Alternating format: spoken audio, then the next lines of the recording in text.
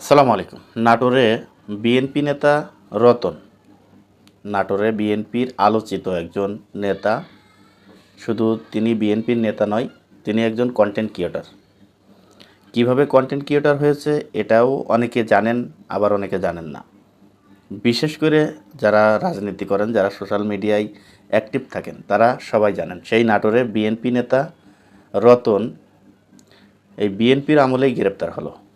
অত্যন্ত দুঃখজনক একটি ঘটনা, কারণ এই রতন বিএনপি করতে গিয়ে তিনি এমন কোনো নির্যাতন নেই, এমন কোনো তার বিরুদ্ধে অভিযোগ নেই যেই অভিযোগে তিনি মামলা খান নাই এবং জেল খাটে নাই। এমন কোনো নির্যাতন নেই যে তার বিরুদ্ধে করা হয় নাই।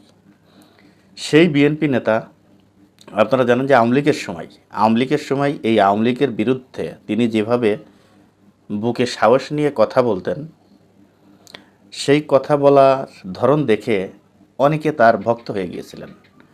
সে ফেসবুকে, টিকটকে, ইউটিউবে সে যেভাবে আওয়ামী লীগের বিরুদ্ধে কথা বলতেন, সেই আওয়ামী লীগ তাকে ছাড় দিলেও বিএনপির সময় এসে তিনি কিন্তু ছাড় পান নাই। এর কারণ কি? এর কারণ হচ্ছে আমাদেরই বিএনপির নেতাকর্মী। হয়তোবা রতন যেই দল করে, যার গ্রুপ করে, অর্থাৎ বিএনপির ভিতরে দুটো গ্রুপ থাকে, প্রতিটা জায়গায় দুইটা গ্রুপ থাকে। সেই দুইটা গ্রুপের একটা গ্রুপ হয়তোবা তার বিরুদ্ধে ষড়যন্ত্র করে দেখবেন যে তাকে গ্রেপ্তার করেছে।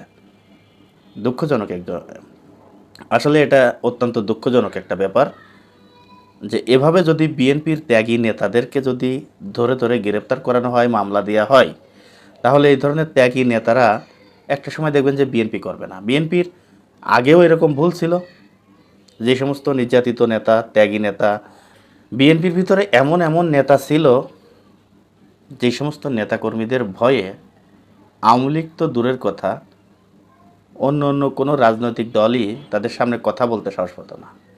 সেই সমস্ত বিএনপির নেতাকর্মীদেরকে কি করেছে বিএনপি? বিভিন্ন মামলায় তাদেরকে গ্রেপ্তার করেছে, ক্রস ফায়ার দিয়েছে, তাদেরকে মেরে দিয়েছে। তাদেরকে মেরে দেওয়ার পর থেকে, ক্রস ফায়ার দেওয়ার পর থেকেই বিএনপি কিন্তু মাজা সোজা করে এই 17 বছরের মধ্যে দাঁড়াতে পারে নাই।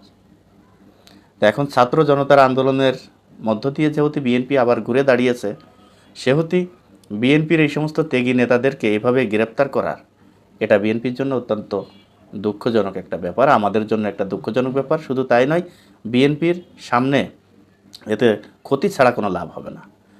তাই আমি মনে করি যে বিএনপির এই সমস্ত ত্যাগী নেতা যারা আছে, এই রতন ভাইয়ের নিঃশর্ত মুক্তি দাবি করছি। যদি আমার এই ভিডিওটি কেউ দেখে থাকেন এবং রতন ভাইকে যদি কেউ ভালোবেসে থাকেন, এই ভিডিওটা বেশি বেশি করে শেয়ার করে অন্তত সবার মাঝে ছড়িয়ে দিন। দর্শক, আজ এই পর্যন্তই। পরবর্তী ভিডিও দেখার অনুরোধ জানিয়ে এখানে বিদায় নিচ্ছি। আমি মোহাম্মদ মিতুল হোসেন। আসসালামু আলাইকুম ওয়া রাহমাতুল্লাহি ওয়া বারাকাতুহু।